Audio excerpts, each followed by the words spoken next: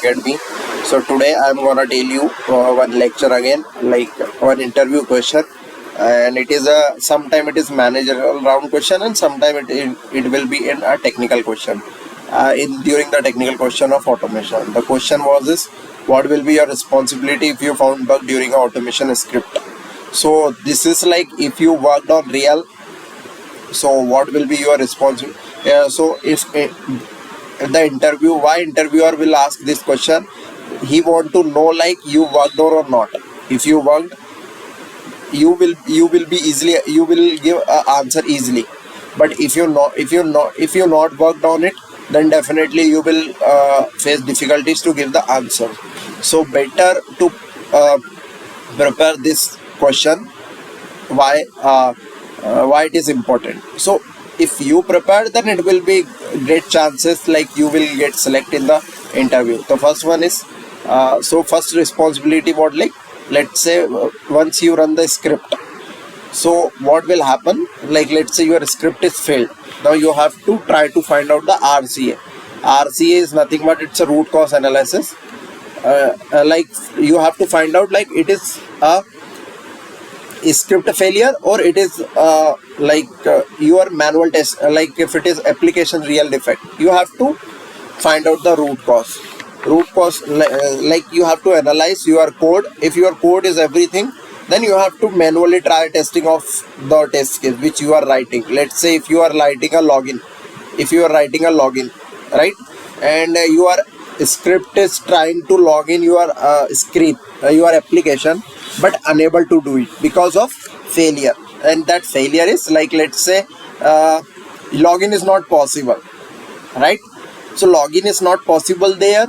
So what you have to do? And login is not possible because you are not because application is giving 500, like unable to log in on that application. So you have to find out like why this what is the reason behind it. Like it is a script failure, or it is a manual testing, it is a application defect. If it is application defect, then what you have to do, you have to follow the next step, like step detailed documentation. You have to step to reproduce. In detailed documentation, what you need to mention, step to reproduce. Second, error message, what kind of error message is throwing, you will get easily on the screen. And if you not, I will tell you, like let's say inspect the element, go to the element, you will get the error message or abnormal, whatever you are getting. Third, what is your expected result and what is the actual result. Like you want, if you log in on the application, you want a landing page of your application, this is your expected result. But actual result is what, you are not landing on, you are not able to land on the screen because of the failure on the login site page. So this is a actual or expected difference. Last one, environment information. Is environment information means like if you are in which environment you are executing your script. Let's say latest stage, your development, your prod environment. So you have to mention everything like browser version, operating system, hardware specification, and environment. Majorly you have to mention which environment, like latest staging, like you are production, you are doing in production, you are doing in QA, in which environment.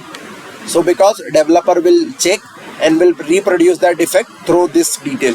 Then third one, immediately you have to log the bug tracking like Jira we have.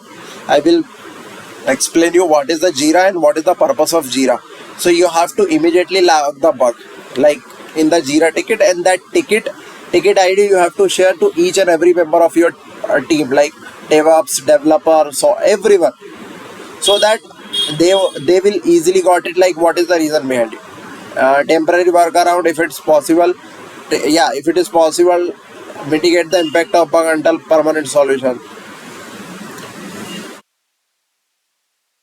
Let's say if you are testing, if any bug is generating and you are blocked, so try to find out the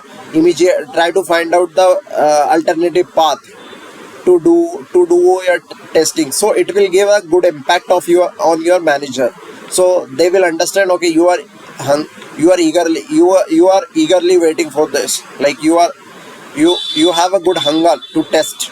So it will be good impact, like I found this bug, and I did this thing, I logged the Jira ticket, and also like I was blocked, but I tried this and it is working fine. The alternative of your testing, you can do some kind of things like that. And then at the end, fifth point, you have a testing.